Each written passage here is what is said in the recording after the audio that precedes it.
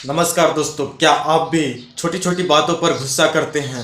क्या आप भी ऐसा कभी किए हैं जब आपको गुस्सा आया है तब आप किसी को कुछ भी बोल दिए हैं और कुछ भी कर दिए हैं जिसके बाद आपको पछतावा हुआ है? जब गुस्से में होते हैं तब आप दूसरे को बहुत कुछ बोल देते हैं लेकिन बाद में आप पछतावा करते हैं। क्या आपके साथ भी ऐसा हुआ है? तो अगर आपके साथ भी ऐसा होता है तो ये वीडियो आपके लिए है, क्योंकि आज मैं आपको इस वीडियो के द्वारा मैं आपको बताने वाला हूं कि हम अपने गुस्से को कैसे कंट्रोल करें। मेरे प्रियो, जब गुस्सा आता है हम आग बबूला हो जाते हैं। जैसे हम आग जलाते हैं और जैसे वो फैलती है वैसी हमारे अंदर जो गुस्सा है वैसी हमारे अंदर फैलती है और हम पूरे अंदर से राख कर देती है। तो मेरे प्रियो, अगर आप भी अपने गुस्से से परेशान हैं और दूसरे को बहुत नुकसान होता है आपके बोले हुए शब्दों के द्वारा, आपके द्वारा किए गए एक्शन के द्वारा, तो मेरे प्रियो आज का ये जो वीडियो है आपके लिए है, क्योंकि आज मैं आपको ऐसे तरीके बताऊंगा कि हम उसको अपने गुस्से को कैसे कंट्रोल करें। तो मेरे प्रियो, मेरे वीडियो को अंत तक देखिए, क्योंकि आज का वीडियो आपका लाइफ को बदलने वाला है। तो वीडियो को शुरू करने से पहले मैं आपको एक कहानी बताऊंगा। एक गांव में एक लड़का था जिसका नाम अर्जुन था। वो बहुत ही होशियार था और पढ़ाई करने में भी बहुत अच्छा था, लेकिन वो अपने गुस्से को कंट्रोल नहीं कर पा रहा था। जब वो गुस्से में आता तो इधर उधर सामान को फेंक देता था और अपने शब्दों से लोगों को कुछ भी बोल देता था, जिसके कारण से सामने वाले लोगों को चोट पहुंचता था। तो मेरे प्रियो, एक दिन जब उसके पिता उसके पास आए तो उसके पिता ने उसे एक थैला दिया जिसमें एक खिला भरा हुआ था। तो उसके पिता ने उससे कहा कि बेटा, तू इसको ले और तेरे को जब भी गुस्सा आए तब इस खिले को लेना और जो बाजू में जो गार्डन है उसमें जो पेड़ लगा हुआ है उसमें जाकर खिले को ठोक देना।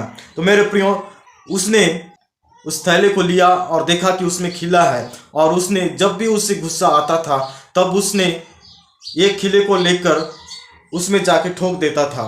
तो मेरे प्रियो, हर दिन एक दिन में 20 खिले ऐसी ठोक दिए। अपने आप पर कंट्रोल नहीं कर पा रहा था, अपने गुस्से को कंट्रोल नहीं कर पा रहा था। तो मेरे प्रियो, ऐसी दिन बीतता गया, लेकिन जब उसने देखा कि उसका जो गुस्सा है कंट्रोल होने लगा तो उसने बहुत ही कम खिले ठोकने लगा। एक दिन ऐसा दिन आया कि उसने एक भी खिला उस पेड़ पर नहीं ठोका। वो खुश हुआ कि मेरे अंदर से अब गुस्सा चला गया है। तो उसने दौड़कर अपने पिताजी के पास गया और पूछा, पापा जी, मैंने अपने गुस्से को कंट्रोल कर लिया है।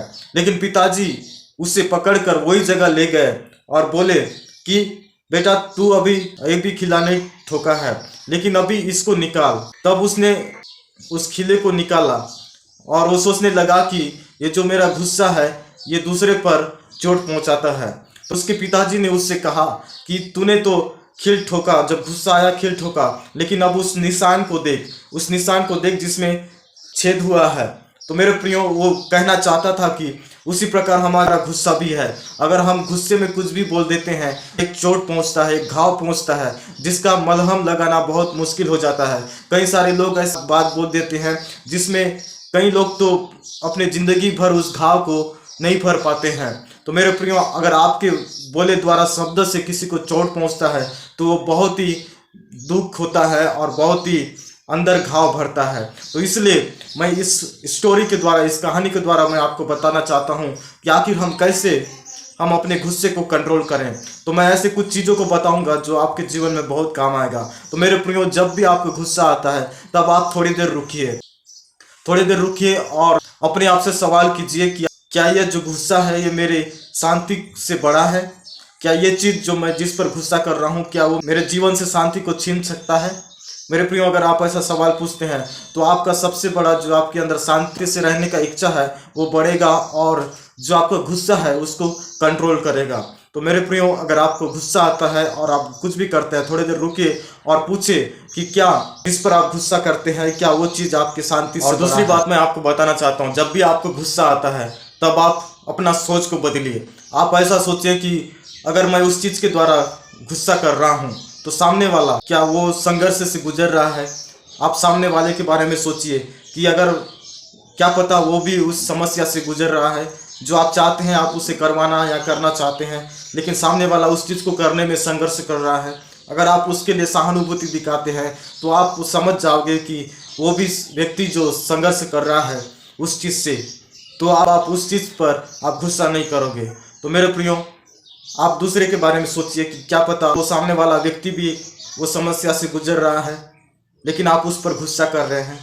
तो ये चीज़ आपको मदद करेगी अपने आप को कंट्रोल करने के लिए, अपने गुस्से को कंट्रोल करने के लिए। तीसरी बात मैं आपको बताना चाहता हूँ कि गुस्सा कंट्रोल करने के लिए हमें प्रार्थना और मनन करना बहुत ही ज़रूरी है। जब हम आत्मिक रूप से शांति प्राप्त करते हैं तो हमें गुस्सा को कंट्रोल करने में बहुत ही आसान हो जाता है। इसलिए आप थोड़ी देर प्रार्थना में बिताएं और मनन करें परमेश्वर का वचन को, जिससे आप अपने जीवन में शांति प्राप्त कर सके और आपका जो गुस्सा है वो कंट्रोल आ सके। तो और चौथी बात मैं आपको बताना चाहता हूँ कि जब आप गुस्सा करते हैं तो सबसे गुस्सा से बोलने से पहले अपने आप को नियंत्रित करें और अपनी बोली को कंट्रोल करें। बोलने से पहले सोचें कि अगर मैं इस चीज़ को बोलूँगा तो सामने वाले को कैसा लगेगा, उसको कैसा फील होगा। मेरे प्रियो, जब गुस्सा आता है तो हमें बहुत ही कुछ बोलने का रहता है, लेकिन हमें उसे कंट्रोल करना है ताकि हमारे गुस्से के द्वारा सामने वाला चोट न खाए और सामने वाले को ठेस न पहुँचे। तो मेरे प्रियो, ये बहुत ही मुश्किल है, लेकिन जब हम इसे कंट्रोल करते हैं, ये ऐसी कंट्रोल नहीं होगा मेरे प्रियो, लेकिन ये हमें समझना पड़ेगा और सेल्फ कंट्रोल, अपने आप को नियंत्रित करना पड़ेगा, तब जाके ये सब कंट्रोल होगा।